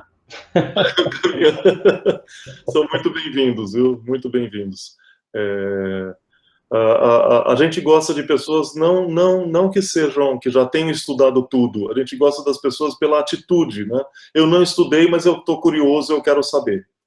Essa atitude de ir atrás, de brigar com o problema, de eu não sei, mas agora eu quero saber, as provocações, aceitar provocações matemáticas, né? Ser curioso e bate e resolver. Isso são os melhores alunos. Não aquele, já sei tudo, já sei integral de Lebesgue, já sei álgebra linear, multilinear, álgebra não linear, sei tudo. Você sabe tudo, então não precisa vir. Então, já sabe tudo. Então, os melhores são aqueles que querem estudar, querem batalhar e não é assim, professor Coca, né? Claro. O professor Coca tem bastante experiência, né? Muito bem. Eu não sei se o Lorival ainda está aí. Tô aqui, professor. Lorival, você comentou desse seu colega que fez uma dissertação nessas, ao invés de entortar a agulha, entorta as retas. Sim, na verdade, assim, ele não pôde estar presente e eu vou entrar em contato com ele. Na verdade, a gente tinha um orientador em comum, né? E ele trabalhou, né, nessa área, resolvendo esse problema. E eu lembro que numa reunião que nós tivemos, o orientador sugeriu para ele, e se a gente entortasse essas retas? E o orientador sugeriu de colocar, tipo, uma sequência de círculos concêntricos, né? E tentar fazer o problema. E eu tenho quase certeza que ele conseguiu, sim, fazer. E, inclusive, ele ainda fez uma simulação no Máxima, ficou uma coisa bem legal mesmo. Eu tenho que entrar em contato com ele, perguntar direitinho, mas eu acho que ele não publicou, sim. Mas ficou bem legal, foi um TCC dele. Isso foi graduação lá em Belém do Pará, né? Isso, na UFPA. UFPA, tá. Que legal, nossa. Bom, algum dia que você entrar em contato, que a gente fica curioso agora, né? Ao invés de Sim, sem dúvida. botar a agulha. E ele fez, ainda mais com simulações e tal, né? Sim, ele jogava tipo 1 milhão de agulha, fazia umas simulações assim no Máximo, ficou bem, ia se aproximando o valor da constante, né? Bem interessante mesmo. Que legal. Porque pela gráfica, por exemplo, se as curvas, você tem as retas, né? E você entorta, mas de tal jeito que elas não se interceptam e não são fechadas. Então isso dá um sentido de foliação. Sim. Algo assim, né? Então você teria um homeomorfismo, entre aspas, né? Desse espaço com essas curvas que não se interceptam e não são fechadas, com o espaço das linhas. E se você teria uma agulha aqui, do outro lado você teria uma agulha torta. Então eu acho que daria algo similar. Não sei. Um palpite. É isso que eu gostaria que ficasse, que fosse equivalente. O mesmo diffeomorfismo que distorce, aplica o diffeomorfismo inverso e entorta a agulha, mas não entorta a foliação, né? Pega um sistema... Mas se a agulha você entorta, você tem uma agulha entortada que nas linhas paralelas já tem a solução. Sim, exatamente. Você distorciona a agulha também. Bom, não sei, né? Acredito que deu mesmo. Se as curvas não são fechadas, digamos, entre aspas, não se interceptam, né? Auto-interceptam, né? Mas... Eu teria que pensar. Isso aí eu coloquei e não. Agora, de que intercepte 3 vezes, acho que não existe mais. Fiz umas continhas aqui, claro, né? Rápida, mas... É porque se intercepta uma vez, ela vai ter que... Se for fechada a curva, né? A agulha, né? E se não for fechada, um formato de uma estrela, alguma coisa assim? Aí teria... Bom, dá para pensar, né? Mas aí não é invariante por θ, né? Uhum. Eu acho que talvez seja um teorema mostrar que não existe 3 intersecções que sejam invariante por θ. Mas eu posso estar enganado, né? Eu também acho que não existe, mas a gente nunca sabe, né? Sempre tem surpresas aí. Buffon ficou 250 anos com essas agulhinhas aí, com essas agulhadas, e aí Arnold veio e entortou tudo. E num livro, esse livro foi de 2010. Aliás, ele faleceu, se eu não estou enganado, ele faleceu em 2010. E o livro também é de 2010. 2011. Foi uma tradução do livro em russo. Tá aqui uma foto dele.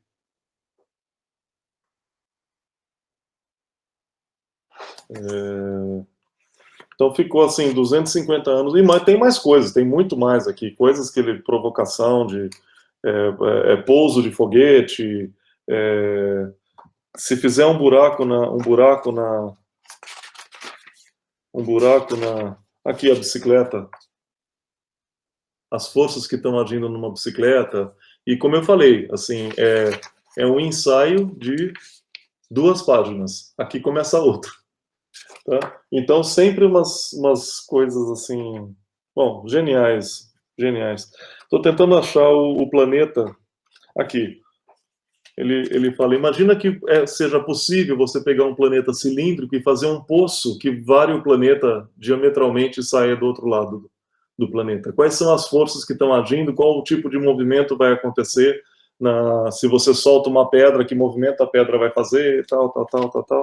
E ele termina falando da importância que isso teve na Voyager, numa missão espacial, numa sonda que foi lançada para Saturno, que isso foi extremamente importante na hora de comandar a sonda, a trajetória que a sonda ia fazer, passando perto do planeta Saturno e as implicações nos anéis de Saturno.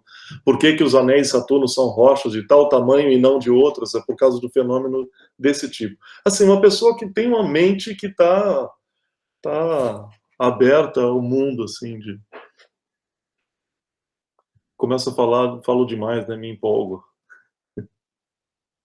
Não, tá certo. E tudo é cultura matemática também, né? E essas observações de Vladimir Arnold, nossa, são bem interessantes. É motivante, né?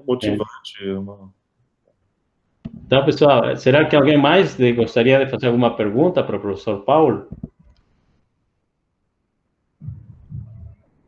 Nem que seja coisas mais elementares, eu fico com medo de ter falado alguma coisa um pouco mais rápido ou não estou à disposição.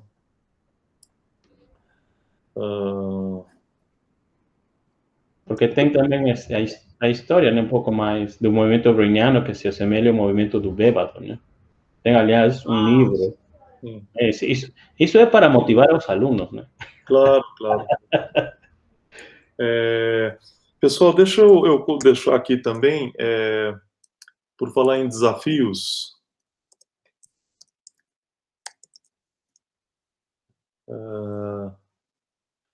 a gente criou um site agora,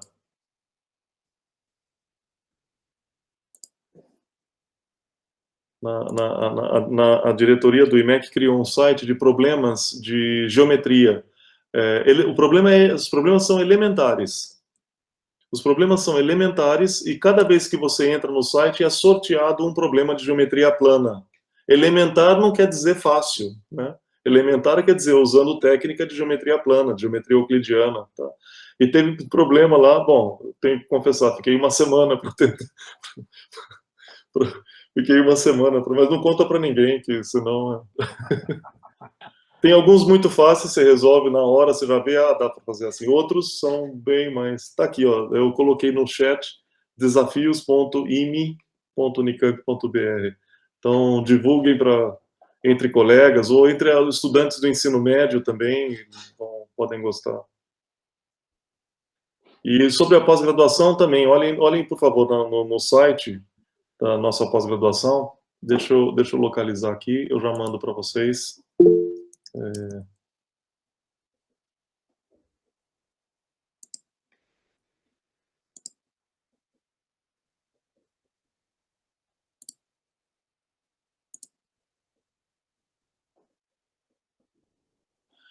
Para não falarem que eu tô puxando a brasa para matemática, então eu mando dos 6 programas de pós-graduação do Instituto, 5 programas, matemática aplicada, estatística, o mestrado profissional e o Profimate. O Profimate é para professores da rede pública, né, que vocês devem conhecer.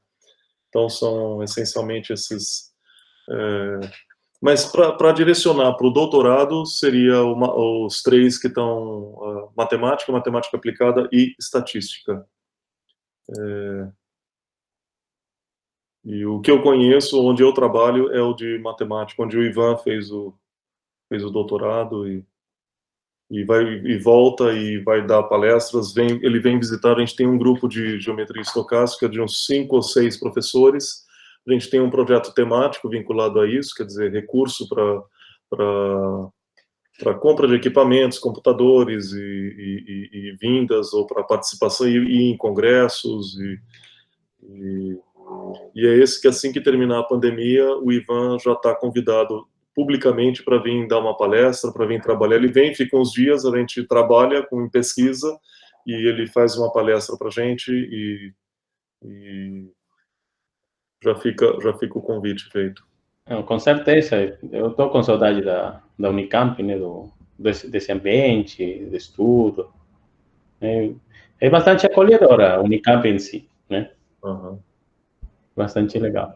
E os alunos que forem para cá, espero que alguém daqui, dos presentes, consiga ingressar lá no mestrado. Vocês vão ver que a gente não está mentindo. E talvez se direcione para trabalhar com o professor, né? Na parte de cálculo estocástico, ou dinâmico. E você vai precisar de conhecer de todo um pouquinho para poder misturar e obter estes resultados emocionantes. Sim. Eu vou sim. Com muito prazer. Com certeza. E, pessoal, não sei, alguém mais gostaria de participar? Sim, professor. Oi, professor Valério. Oi. Eu gostaria de fazer uma pergunta ao professor Paulo, se me permite. Sim, professor José, pode falar. Boa noite a todos. Professor Paulo, eu sou Romildo, aqui do Instituto Federal de Alagoas, e eu sou um dos alunos aqui da licenciatura. Diante dessa apresentação e de outras que eu participei, vejo que tem muita coisa bonita em matemática, a qual eu não conheço ainda. Mas, ao terminar a licenciatura, a qual estou cursando, me diga, qual o caminho necessário para eu chegar a ter um domínio ao ponto de entender tudo o que o senhor fala numa palestra como essa? José Romildo, um primeiro ano de mestrado é suficiente.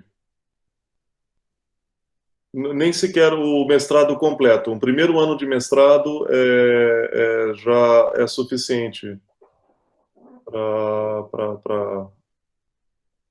para essa palestra. Ivan, o que você acha? Não, sim, acho que precisa mais que tudo análise, né? Aí você precisaria dominar bastante análise na rede, análise de higiene, para depois ir a cálculo de probabilidades e teoria de Lebesgue, né? Só um pouco, né, para dominar a palestra, mas já a área de pesquisa já é mais abrangente, né? Sim. Obrigado pela pergunta, José Romildo. São ferramentas que estão na graduação e no mestrado. Eu não quis entrar muito se você rever os slides, eu posso mandar depois para você, fica à vontade. Aliás, como eu já falei para o Ivan, passa meu contato de e-mail ou WhatsApp para quem tiver mais curiosidade, quiser saber mais coisas.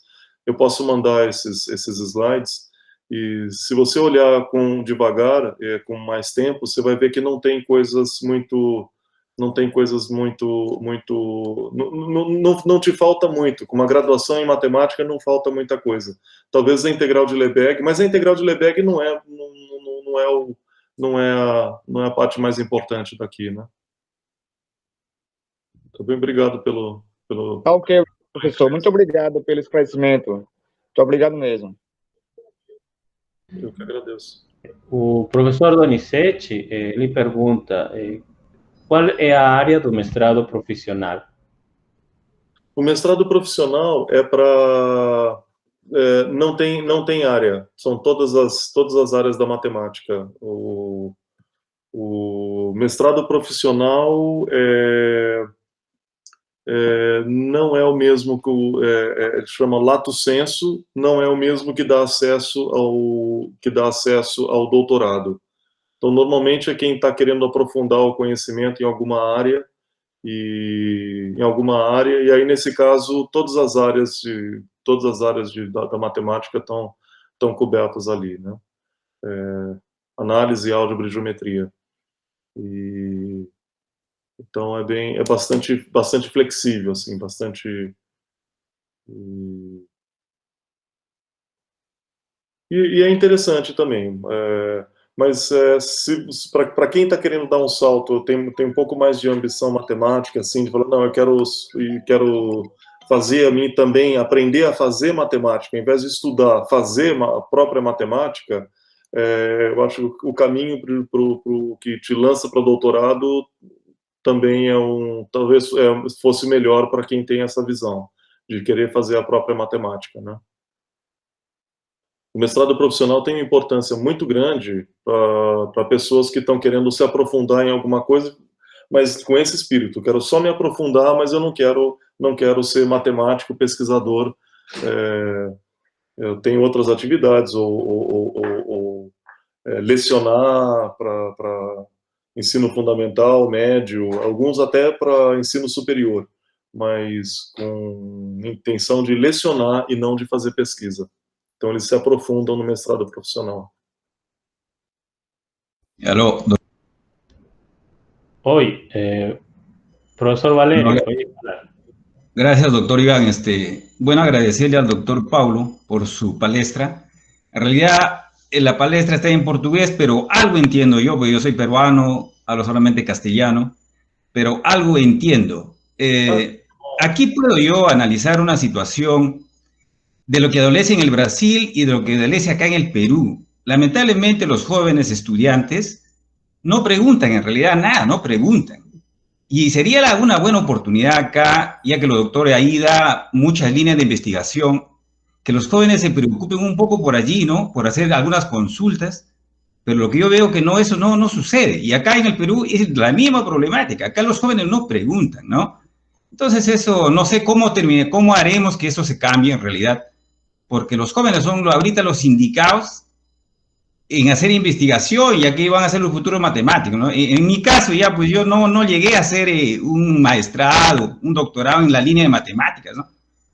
Pero queda para la juventud. Eso es lo que yo puedo recalcar como un comentario, doctor Iván. Sim. Bom, Valério, muito obrigado pelo seu comentário. Eu entendo, concordo e é realmente importante. Mas o Ivan também vai comentar alguma coisa. Ivan? Não, sim, o foco aqui, professor Valério, é mais que tudo esse tipo de palestras, o projeto em si, MateWeb e o TFPR, né?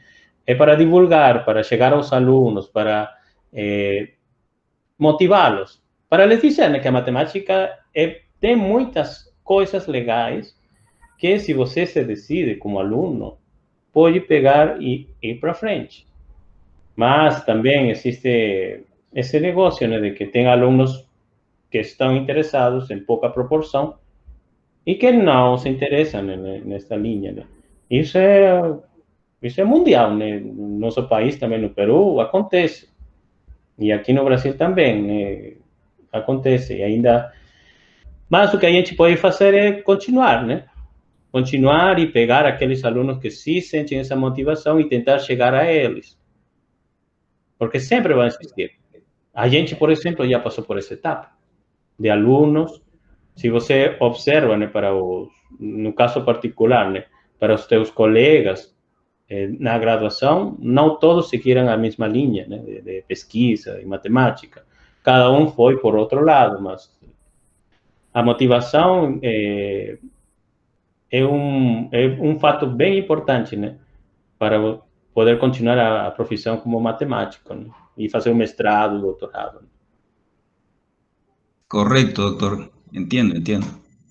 Sim, se me permite também, professor Valério, uma das interpretações possíveis, eu posso estar errado, mas uma é que o número de alunos hoje é muito maior do que o número de alunos da nossa época, né?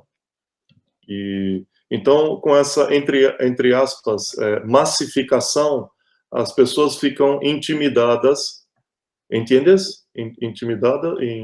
As pessoas ficam intimidadas. Correcto, entiendo. Com muita gente participando, as salas são grandes, cursos de cálculo 1, eu tenho curso de cálculo 1 com 130 alunos, então as pessoas ficam intimidadas de fazerem perguntas.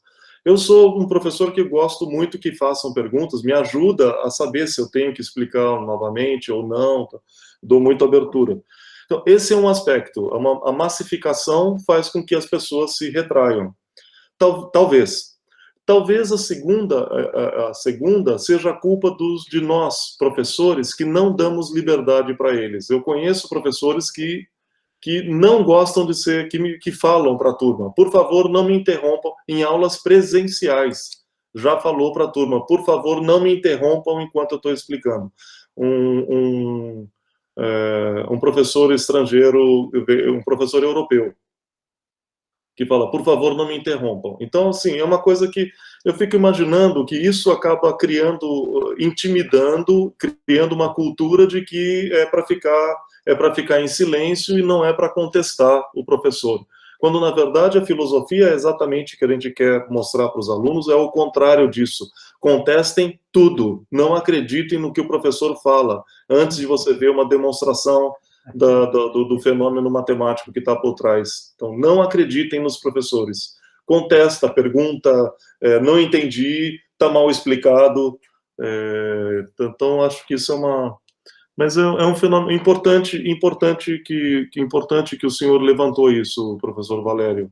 Agradeço muito e vamos fazer uma reflexão conjunta, porque é um problema no mundo todo, como disse o Ivan, né? Gracias, doctor Pablo. Gracias, entendí lo que usted me quiso decir. Sí. No por nada. Muchas gracias. Profesor Pablo também sabe espanhol. Un poquito.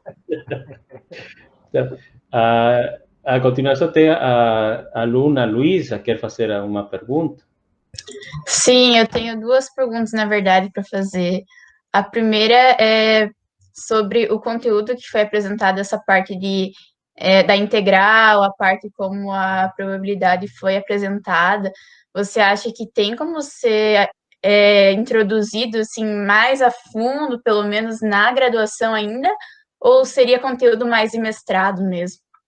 Não, é para graduação mesmo, Luísa. Inclusive, eu vou voltar num slide aqui, para voltar em um deles, se você me permitir.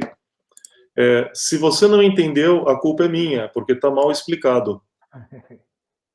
Não, é verdade, não tô exagerando. Deixa eu só achar... bom, esse aqui eu vou tirar os...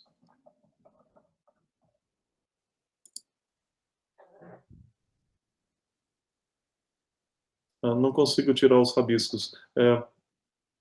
Não sei por que eu não consigo tirar. Você consegue ver esse gráfico? Sim, consigo. Acho que, puxa, tá meio... a noção de que soltar a agulha representa um ponto aleatório, aqui eu estou colocando outros pontos aleatórios aqui,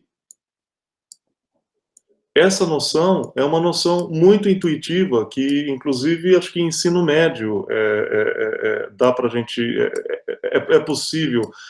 Imagina uma coisa que você tá caindo aleatoriamente nesse quadrado, sem nenhuma direção preferencial, como se fosse uma areia caindo por todos os lados. Dá para perceber? Sim, consigo.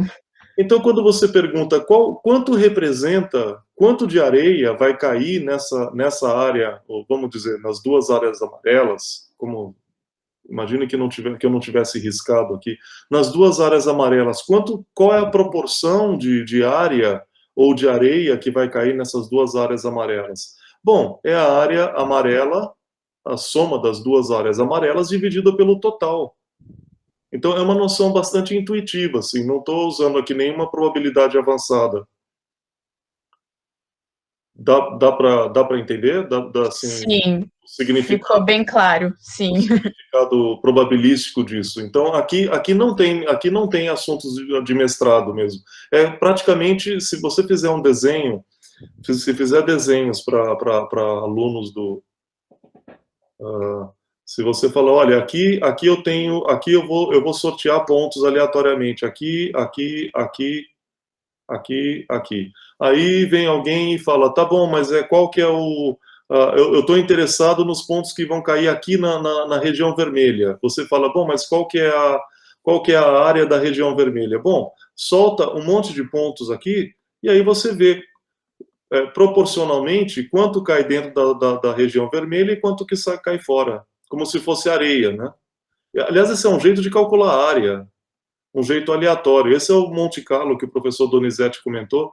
Você quer calcular a área de uma região muito difícil de calcular? O que você faz? Sorteia pontos, sorteia uma infinidade de pontos aqui, 1 milhão de pontos, e conta quantos caíram aqui dentro e dentro do total. Então, essa é uma coisa, assim... frequentista, de frequência, né? A cada 10 grãos de areia, 3 estão caindo ali dentro. Bom, então aquela área é 30%. Então a probabilidade de cair na área vermelha é 30%. Então, foi bom que você fez essa pergunta para deixar isso bem claro. Então, aqui a probabilidade está imediatamente conectada com a área. Sim, perfeito. É que às vezes a gente vê novos termos e não pega a ideia principal, né? Mas eu consegui, raciocinei correto agora. E a segunda pergunta que eu teria para fazer é sobre a parte que você falou sobre anéis de Saturno. Eu queria que você explicasse um pouquinho melhor essa parte, porque é um assunto que me interessa bastante e aí já peguei. Tem um telescópio aqui. Nossa, sou apaixonada. Por astronomia, né? Muito legal. Luísa,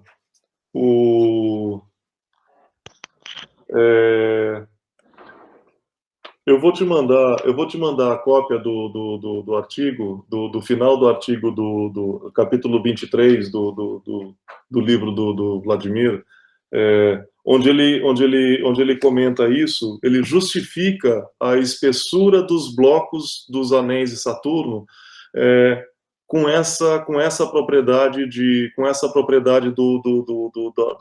da pedra que cai dentro do poço e volta. O mesmo princípio, ele fala que se duas rochas dos anéis que estão sempre são formados por rochas, elas colidem. As órbitas têm interseção de órbitas, então elas colidem. Em cada colisão, se o tamanho da partícula, o tamanho da rocha for menor atrai de volta. O estilhaço que ela lança é atraído de volta, lentamente é atraído de volta. Mas se a lasca for maior do que 20 metros, essa lasca sai fora e vai passar para um outro anel de Saturno, aqueles anéis de Cassini, não é? Eu não me lembro. Os anéis de Saturno são classificados por faixa A, B e C. Ele não diz aqui no livro, e eu não me lembro. Acho que são os anéis de Cassini. Um anel mais fraquinho, outro um pouco mais denso, depois tem um intervalo, vem o terceiro. Acho que são 4 ou 5 anéis, a primeira classificação, assim. E cada um com rochas de tamanhos diferentes, porque elas saem de órbita de acordo com o choque. Na hora que ela vira um estilhaço, ela passa para o anel correspondente ao tamanho dela. É mais ou menos isso. É o pouco que eu entendi, é mais ou menos isso. Mas para dizer a verdade, eu não entendi tudo. Ele fala muita coisa que tem que ser... Eu levo dias para entender. Mais ou menos isso. Eu te mando depois eu faço uma foto e mando por e-mail, por WhatsApp. Beleza, obrigada, professor. Você vai gostar. São todos assim provocações. Ele fala, isso aqui estava envolvido nos cálculos, depois dos cálculos que foram feitos durante a missão Voyager. Não sei se você já ouviu falar da missão Voyager. É uma das... Você está sabendo que tem um robô que pousou em Marte agora, né? Sim. O drone voou em Marte com uma atmosfera 100 vezes mais rarefeita que a Terra. Ele voou em Marte, um drone.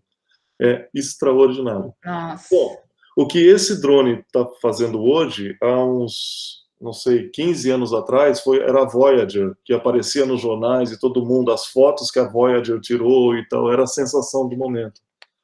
Então, a hora que ele fala, missão Voyager, nossa, que legal. Só que 2 páginas e um pouquinho, ele fala muito pouco. Mas é isso, eu acho que o mais importante na ciência, na matemática, é provocar a curiosidade, não é dar a resposta, porque a gente não tem as respostas, a gente não sabe. Né? Muito obrigada, professor. Enrolei e não te respondi. É porque é muito difícil. Então, também temos o Marlon Santos. Pode fazer sua pergunta, Marlon?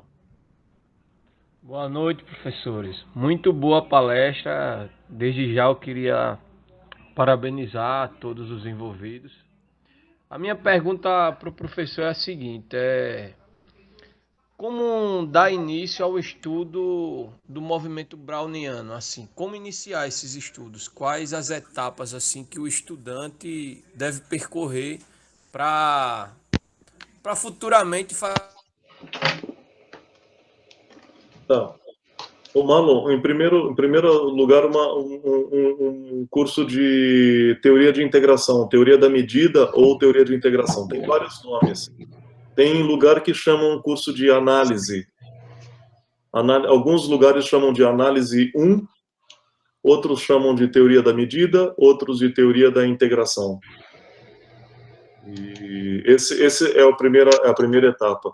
Algumas universidades estão no último ano de graduação, algumas universidades estão no primeiro ano de mestrado. Então fica ali entre o final e o começo do mestrado. Tá bem? Respondi? Marlon? O Marlon. Marlon, tá ali, Marlon?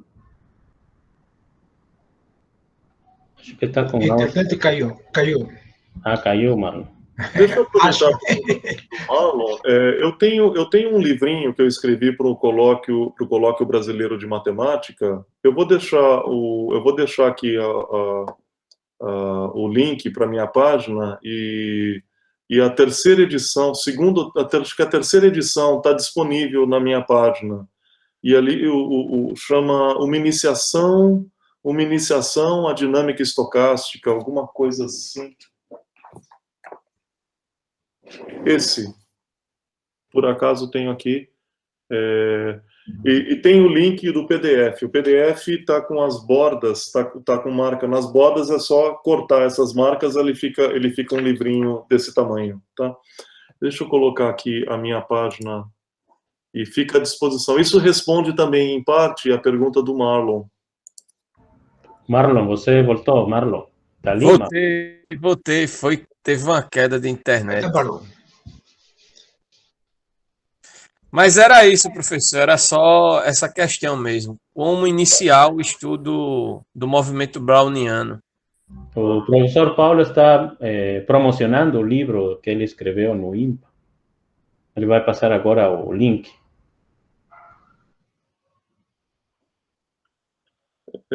Quando é em PDF... Bom, eu vou passar o link da página, tá? A página não está atualizada, mas no meio da página... No meio da página tem publicações e pré-prints, tem a monografia do colóquio. É só clicar ali. Alguém sabe como enviar o link de um PDF?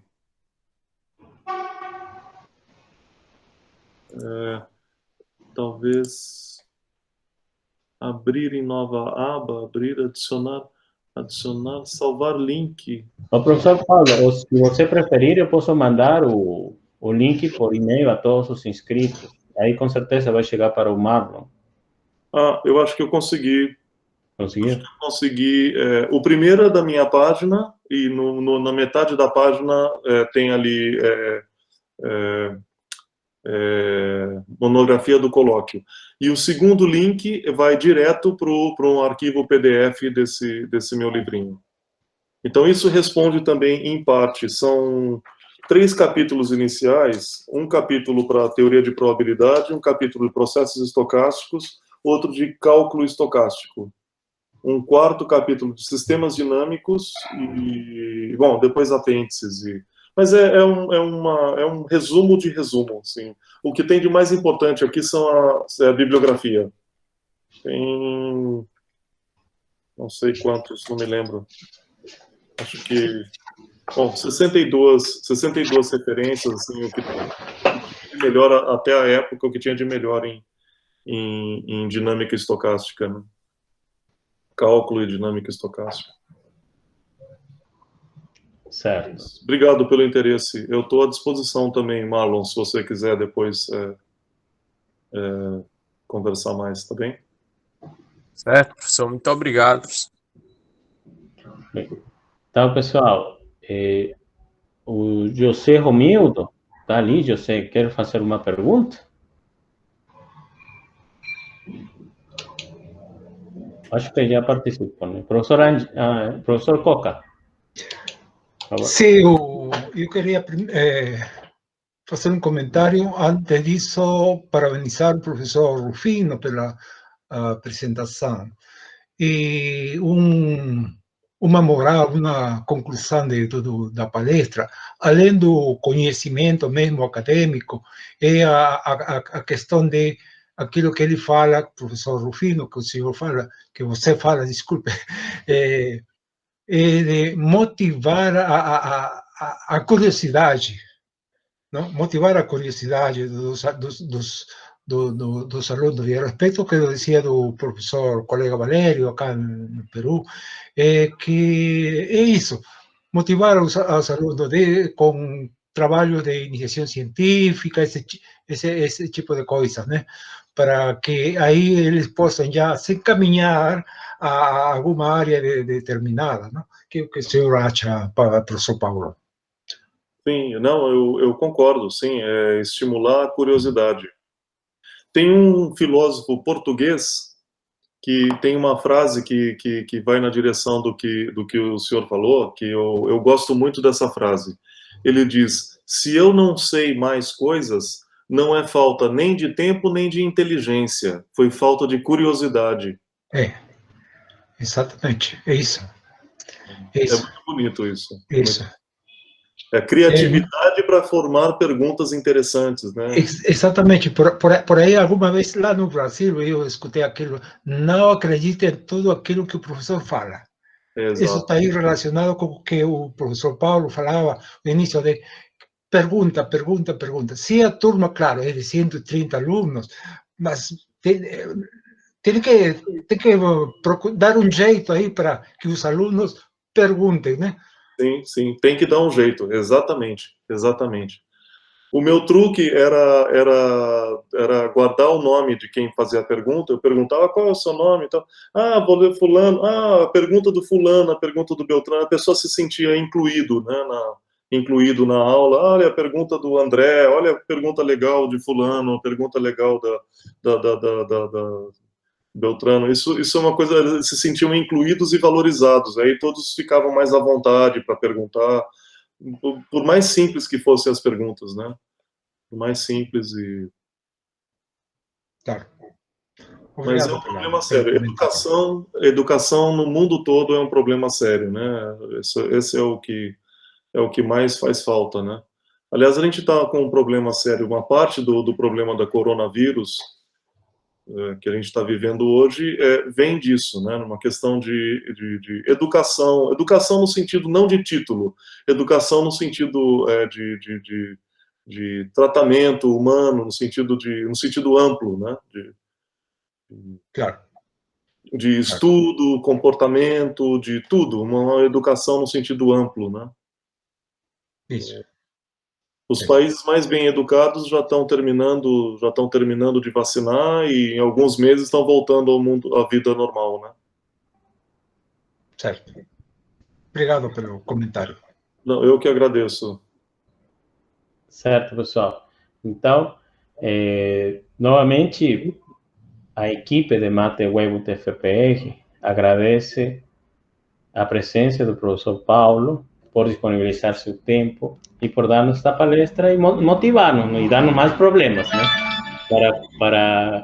para ir atrás, né, para correr atrás. Que é interessante, né, a matemática está nutrida de problemas físicos, de diversos problemas, e daí de que saem as grandes teorias, né.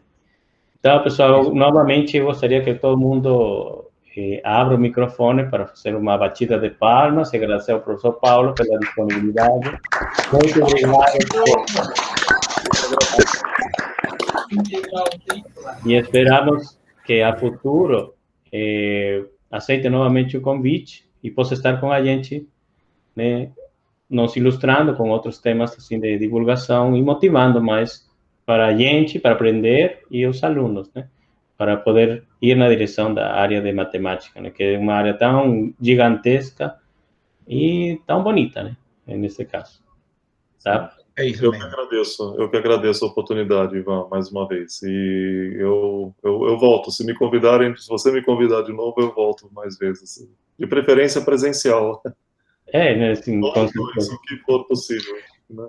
Foi um prazer conhecer o professor Coca também, agradecer a Luísa, o André, o professor Valério, o José Romildo e o professor Donizete.